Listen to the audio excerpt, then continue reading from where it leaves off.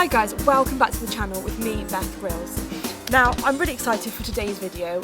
We're going to be using the kiln in a different way to how you've seen it used in the last few videos. And I absolutely couldn't be more excited. So today we're going to be making homemade pizza. Homemade wood-fired pizza using the kiln as a pizza oven, which I'm absolutely thrilled to do and I cannot wait. On this really chilly day, a nice hot smoky pizza is exactly what I need. So we're going to get straight on with it and we're just going to see how it goes. I'm going to make a basic bread dough with the ingredients I've got here on my board. So I've got some extra virgin olive oil, some tepid water, some strong white bread flour, some salt and some yeast. And that's just going to form a basic dough, on top of which we're going to put a basic sauce, some few toppings, whatever I can find around the house in terms of toppings, and then we'll just chuck it in the oven and see how it goes. Now, I'm not using a mixing bowl because I can't be bothered to wash one up, quite frankly. So we're just going to be doing everything on this glass board just to keep everything clean. So I'm going to put my flour on the board. So this is 125 grams of strong white bread flour, which I'm just pouring out there. So into that I'm going to mix some salt and the yeast.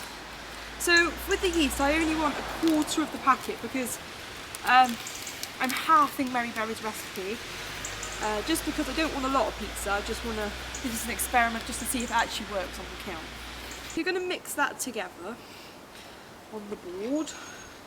So I'm just using my finger here as like a stirrer, if you like. To that I'm going to be adding my oil and my warm water, and that will bind it together.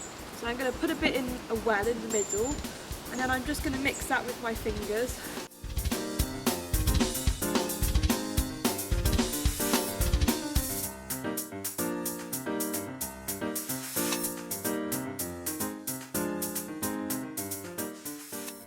Okay, so now we've got our ball of dough, what we need to do is of course knead it.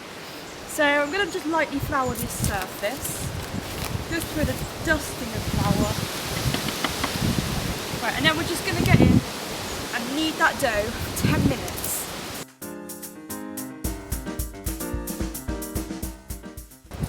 Okay, so that is my bread dough kneaded and ready to go into Puree now. Then we'll get it out, we'll make a pizza and we'll put it in the oven. The next thing I'm going to do is take my fresh tomatoes. So these are actually from my garden, homegrown. All I simply do is hold them in my hands, crush them and plop them in the pan. Now with these bigger ones, because I usually use the smaller tomatoes for this type of sauce, so with the larger ones I might chop them up, just roughly chopping them. Now into there I'm going to add a generous helping of salt and pepper. Now I'm going to let those tomatoes reduce a bit before I do much else.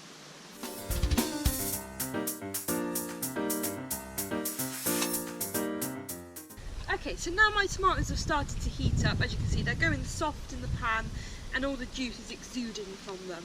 So what I'm going to do to add a bit of depth to the flavour, a bit of richness, but to also make it more of a paste, is I'm going to add in some tomato puree. And then another little thing I'm going to do is I'm simply going to add just a capful of extra virgin olive oil. So what I've also got on my tray is some fresh oregano and some fresh parsley that I've just picked from my garden. I absolutely love growing my own produce. It's just so nice to be able to go out into your own garden whenever you need it and just have herbs there at the ready, fresh, flavoursome, healthy. Oh, they're just divine. Now in terms of herbs, the main herbs we're using are going to be oregano, parsley, a tiny little bit of thyme, but most importantly basil. Basil is such a great pizza herb.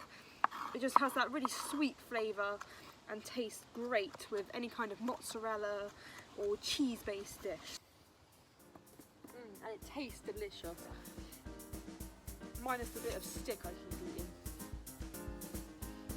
Now, this is a beautiful tasting sauce, I just got to try a bit. Yes, that certainly tastes. You can taste the freshness of the ingredients. That is delicious, that sauce. But there's one thing I love to add to a tomato sauce to give it a really richness and flavour, and that is just a simple grating of Parmesan cheese, just a little bit, just to really enrich that sauce. does taste absolutely beautiful.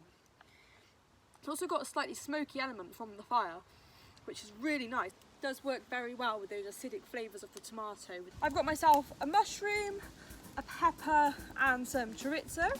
I've also got a jar of jalapenos and of course some cheddar cheese to make up for the lack of mozzarella. So just going to start by cutting my mushroom into nice thin slices.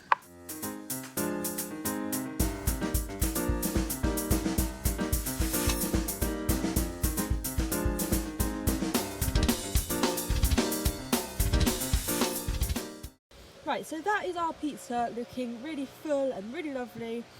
The next thing to do is, of course, put it in the kiln.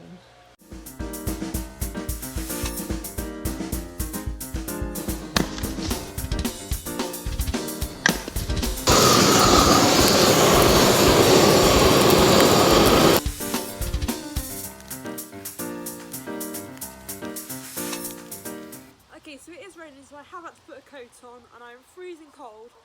But I think the pizza is ready to take out now. I'm going to get it out and I'm going to show you how it's come out. So let's have a look.